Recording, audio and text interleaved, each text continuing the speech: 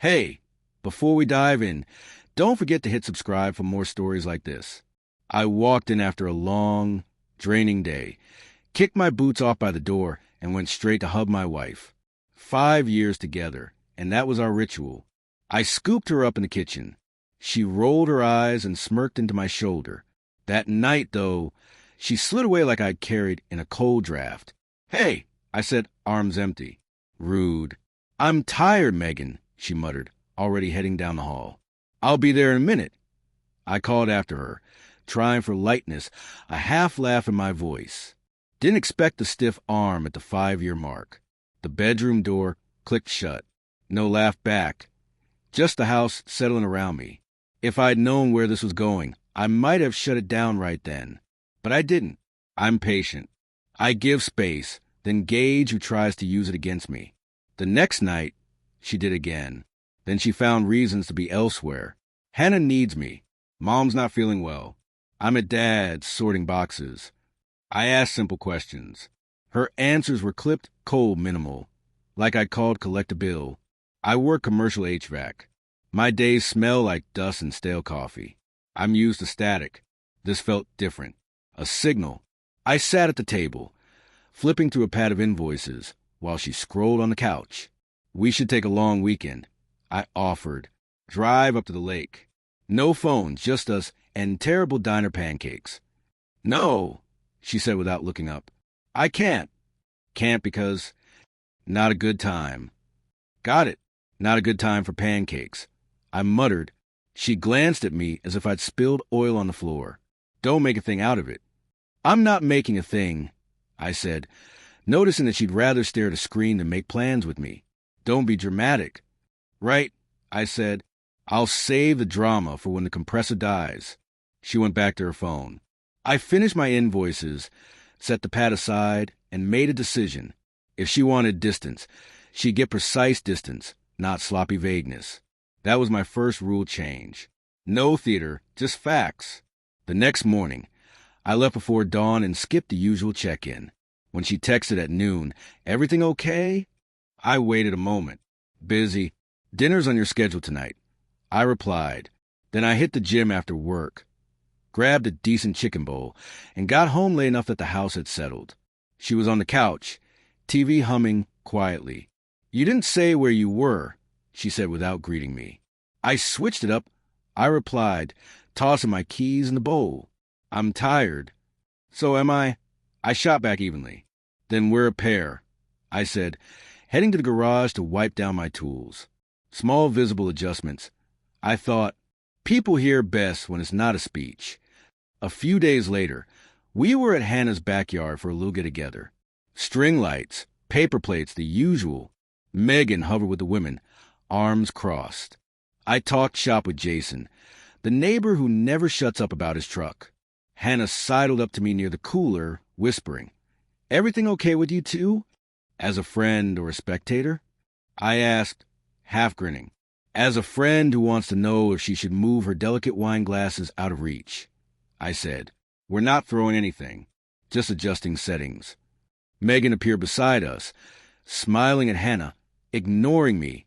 "We're good, just busy." Jason, overhearing, chimed in with that forced humor. "Man, you married folks. I swear getting a dog is easier." Megan put a hand on his arm, like he'd said something profound. "Exactly. Dogs don't text all day." I looked at her, voice calm. "You're safe, Jason. I'm not a barker." Her eyes flicked to me. I added casually, "Quick note, I'm shifting my schedule this month. Early mornings, late installs. If you need me, send one text." I see it. I respond when I can, not glued to the phone. It was a gentle, public boundary. Megan glared like I'd set her on fire. "That's for everyone," I clarified. "I'm simplifying." She laughed, but it wasn't friendly. "You love your little rules." "I love clarity. Saves energy," I said. Hannah's smile tightened. A signal logged. That week, Megan started leaving earlier. At first, girls' night. Then, Mom needs me. Finally, no explanation at all. Just keys and the door. I stopped asking where, started updating Hal. I moved into the guest room. No fanfare, just a folded stack of shirts and my alarm on the nightstand.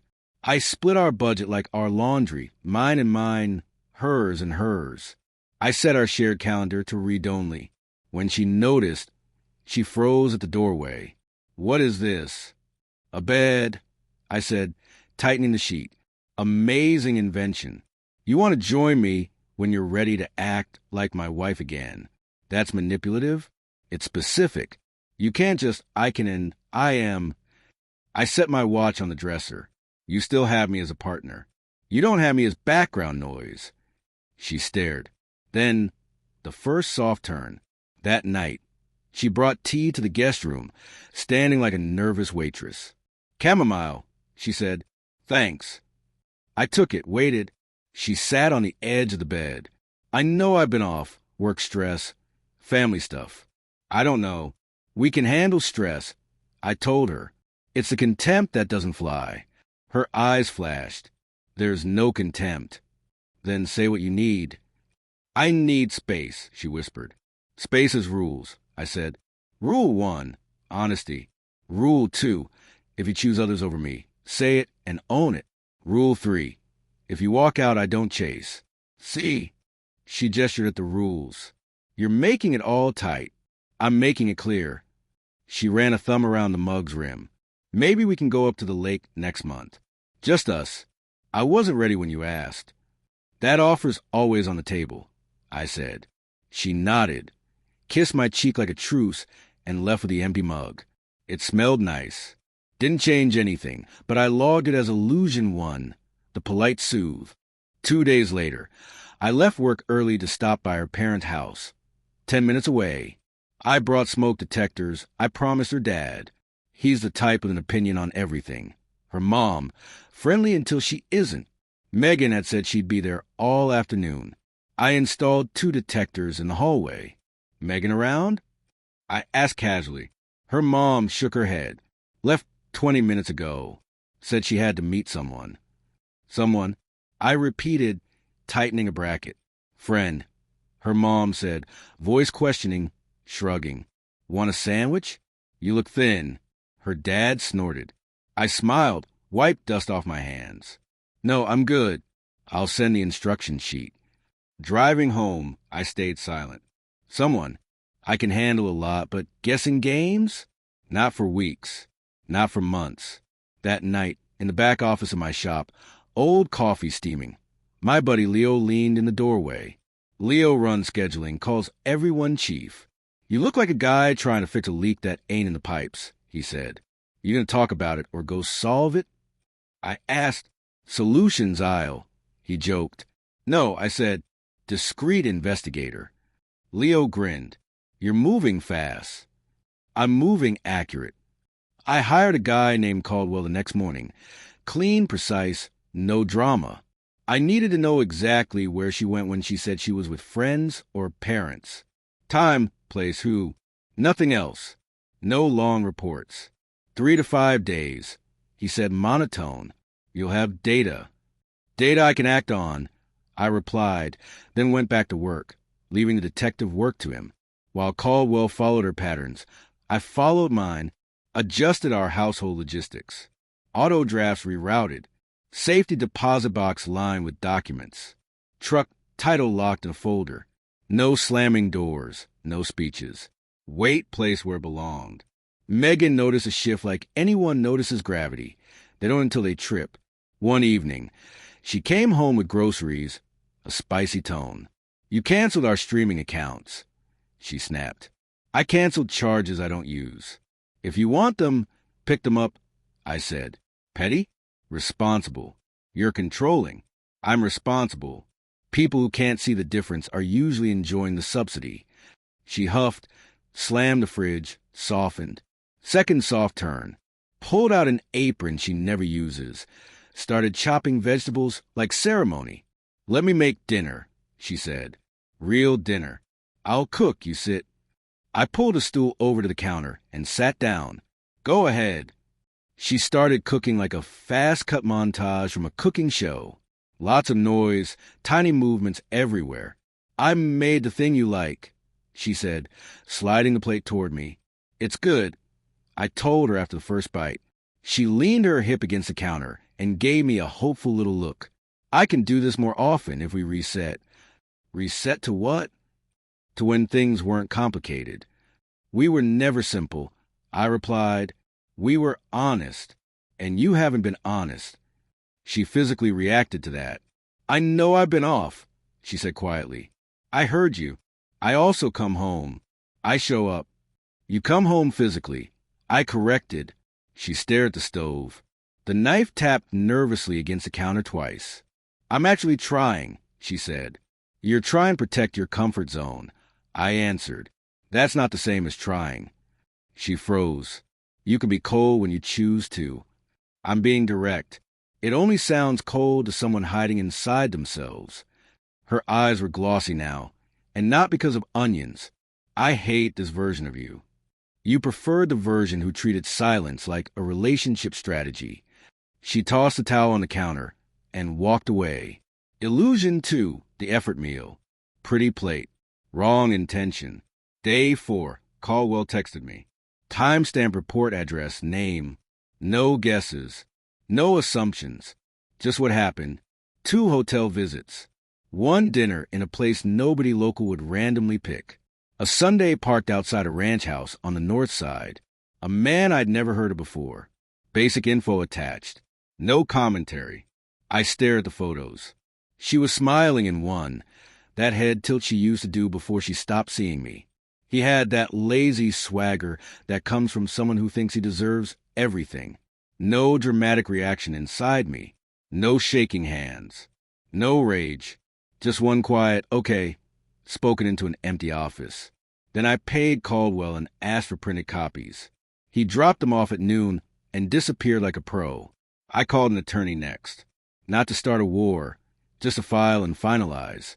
I avoid performative circus battles. I wanted signatures. Clean division, just like how I clean counters. Prenup already existed. Separate assets already existed. By afternoon, what needed to be routed to a trust was routed. Bank accounts split. Passwords changed. Beneficiaries updated. Rental property title secured under my LLC. My pen became the blade. Quiet. Precise. Final. At work. Leo saw me printing paperwork. You all right, Chief? I'm more than all right. I told him.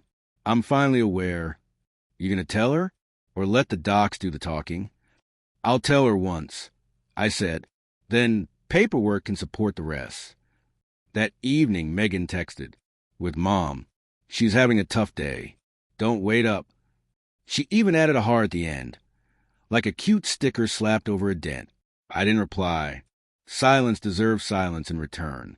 I spent that night doing what I do when the world tries to tilt me. I fixed things. The downstairs toilet tank was slow. I replaced the flapper. Cleaned the valve. Small wins. I placed a suitcase near the door. Not mine. At 1 a.m., I was asleep. At 3 a.m., the lock clicked. She came in loud, acting like volume could rewrite reality. Bedroom lights flipping on and off. She saw me leaning in the guest room doorway. Why are you blowing up my phone? I'm not a kid. You have no right to keep calling and texting. I told you I was at my parents'. You embarrassed me. I had to leave. I laughed right in front of her. Not cruel, just truth. Imagine how awkward it would be walking back to them tomorrow and explaining that as of tonight you're also divorced and have nowhere to live. She froze like the language changed mid-sentence. Panic washed right over the anger. I'm serious. I let the silence hang for once. I grabbed a folder from the dresser and handed it to her. Give this to your new husband. Positions open. Bags are ready. This chapter is closed. Her hand shook. Then the anger tried to reload. What new husband? You're delusional. These wild accusations. Open. The folder. She did. Pictures. Dates. Locations. Name. Address. Then absolute silence. The kind that crushes air out of the room. Explain this. She tried, voice thin. Explain what all this is supposed to be. I don't need explanations, I said calmly. I needed proof. Now I have it. You made choices. Now I'm making mine. You can't just kick me out, she whispered. Yes, I can, I answered. And I already have. Lease, mortgage, utilities, all handled. Her bags packed and ready in the hallway. This is cruel, she said again, her favorite dead phrase. This is clear. I corrected. You set me up, she tried one last week swing. I gave you rope, I said. You handled the rest yourself. She stared at the photos like they might suddenly apologize. Then she grabbed the 2 suitcases and walked out. No door slam. She didn't have the air left to slam anything. The wheels clicked down the steps, porch light carved her into a final shape, and then the night swallowed her. I didn't chase. No text. No standing at the window with dramatic lighting. I poured a glass of water. Saturday. Slept without interruption. Next morning, back to work. Leo handed me a donut, like a field medic. You look fine. I am, I replied. It's a good day. He clapped my shoulder. That's you. Compass never twitches. It twitches, I said. I just recalibrate quickly. At noon, her text started pouring in. We need to talk. You're overreacting. You're throwing away 5 years. I can explain. It's not what you think. I ignored every single one. A new boundary only counts if you stick to it even when it hurts. Around 3 o'clock, she showed up at the shop. Eyes red, exhausted. Caldwell's house was across town, so she must have driven straight from wherever she crashed. She walked into the bay like she owned the building. Leo cut her off gently. I need to see my husband, she said like she was issuing orders. Ex, Leo corrected. We do appointments. I'm his wife. Leo nodded toward me. I stepped out, wiped my hands, motioned her to the office. The noise of tools and compressors gave us privacy. She sat. No tea this time. We can fix this, she said. Counseling. Space. Work. We can. No, I replied. You don't get to rewrite the ending now. You won't even listen to my side. I listened for months. I'm done listening. We're handling logistics now. I didn't sleep with. She caught herself before lying the wrong way. I made a mistake. Multiple. Planned. Repeated. I was lonely, she whispered. You had a warm home and a patient husband. The loneliness was your conscience walking away. That's not fair. It's accurate. She looked around the office like the whiteboard could save her. I can't just leave. Where do I go? To the man you've been meeting, I replied. He seems available. She flinched hard. He doesn't have space. Then learn what space means, the same way I did. Her eyes flooded again. I don't have the money to move. I separated the accounts last week. Your share is untouched. You have access. I'm not trying to hurt you. I just won't sacrifice myself. You're punishing me. I'm respecting myself. They'll think I'm... She cut the label short herself. They'll think whatever story you trained them for. I replied, my parents are going to lose it. They can call me. I'll give them the short version. We lost the one thing a marriage can't survive without. I can change, she said, leaning forward like body angle could rewrite choices. We can reset, she added, like that was a magic restart button. I told her the lake is always available for a wife who shows up as my wife. You removed yourself from that list. So that's it, she whispered. That's it. She looked at me, finally seeing the stage lights were out and the hands that had directed the show were empty. She stood, smoothed an imaginary wrinkle, and headed for the door. At the threshold, she turned. You won't even say you're sorry for how you did this. I'm not sorry, I said. I'm proud of the timing. She left. Leo whistled low. You kept it level. Levels are cheaper than chaos, I replied. That night, I changed the locks. Not because I expected a scene, but because new tenants deserve new keys. I boxed up her remaining things with the same care I give tools I loan out, neat, labeled, easy to move, and stored them in the garage. I slept in my own bed, in my own room, for the first time in weeks. It felt normal. Normal is the highest compliment I give. The next day, 2 of her friends called. Hannah tried guilt. You blindsided her. I told her. I cut her off. She had 6 months of distance, 3 weeks of lies, 4 days of meetings. I had 4 hours of paperwork. She's not the one who got blindsided. You're being harsh, Hannah said. I'm being final. Can we at least talk about the lake? There is no lake, I said. There's property division and a set of keys. That's it. She huffed and hung up. People who were never in your corner always find a microphone when it's safe. Fine. Megan's father called during dinner. He's a man who thinks every problem can fit in a postal bag. Son, this is a lot, he said. Yes, sir. A lot that ends today. I replied. She says you toss her out like garbage. I don't toss anything I've paid for, I said. Everything's labeled, ready to go. If she needs help moving a box, I'll carry it. He exhaled. I hate this. So do I said, but I respect it. He went quiet. I can't argue with that. The paperwork moved fast. Lawyers stayed out of the mud. My rules held. She signed because there was nothing else to cling to. The house stayed with me. The rental, too. Her car was hers. Her account had money. She moved into a small apartment across town. How do I know? The change of address card arrived in our mailbox. That was all I needed. 2 weeks later, she tried a Hail Mary at the gym. I was benching. She appeared with a water bottle, like it was a high school reunion. You look good, she said. I always look good, I replied, no smile. Can we just talk like normal people? We're normal people. We're not a couple. Her shoulders slumped. You're cold. I'm consistent, I said. She lingered an extra second, then walked away into a mirror that wasn't kind. That was the last time I saw her up close. Life afterward was simple, because I kept it that way. I moved the guest room furniture into storage and turned it into a quiet office.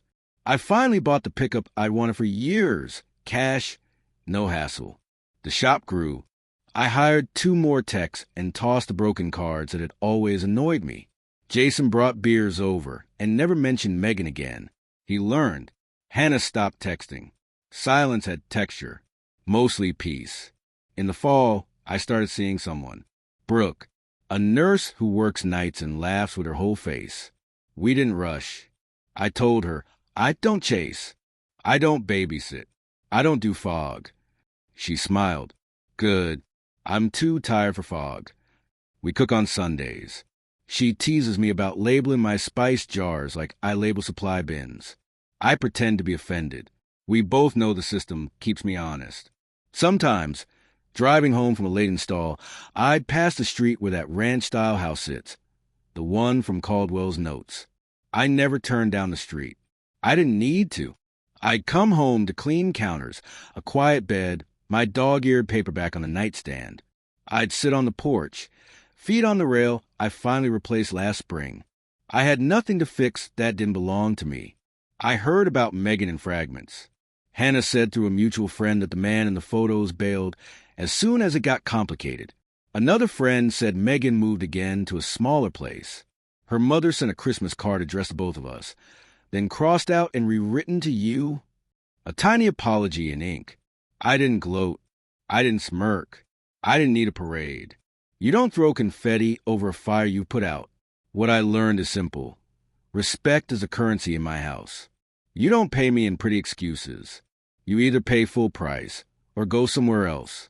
Megan went somewhere else. I cashed out and closed the register.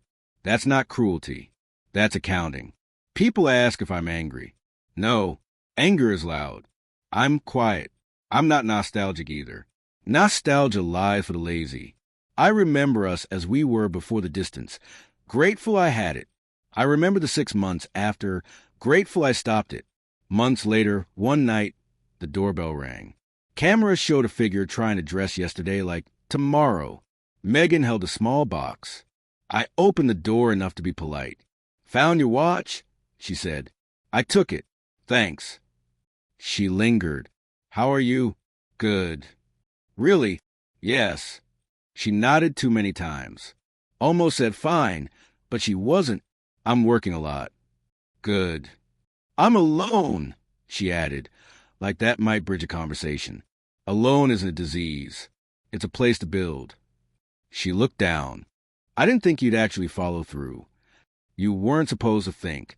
You were supposed to see. I made it visible. Do you ever miss me? She asked quietly. I miss who I married, I said, but he left before I did. She blinked, almost smiled. Even in breakdown, she liked a sharp line. Take care, Daniel. You too. She walked carefully, like she didn't want to seem like she was rushing from a conclusion. I closed the door, put the watch on the dresser, and returned to my evening. I won't tell you I'm happier because of discipline or alarms. I'm happier because I live by my rules and enforce them once. I'm happier because my house is quiet and honest. I'm happier because Brooke steals my fries and calls out my sarcasm, rare but necessary. Megan wanted a life where I was a warm backdrop while she rehearsed other scenes. She lost the backdrop. She lost the stage. Not my doing. That's the cost of the script. Moral? Patience is noble until it becomes a leash. Set your rules. Say them once. Take action immediately. People respect you when you respect yourself. If they don't, give them distance and a porch light they'll never stand under again. The night she came home at 3 a.m. and I laughed. I didn't feel powerful.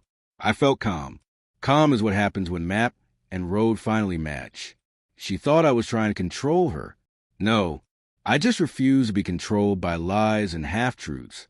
I walked out of fog with clean paperwork and a better mattress. That's not drama. That's dignity. Today, the shop is booked 2 months ahead. I have a second truck and a green employee who listens. Brooke and I are planning that lake trip in the spring. Diner pancakes may be lousy. I'll still enjoy the morning air.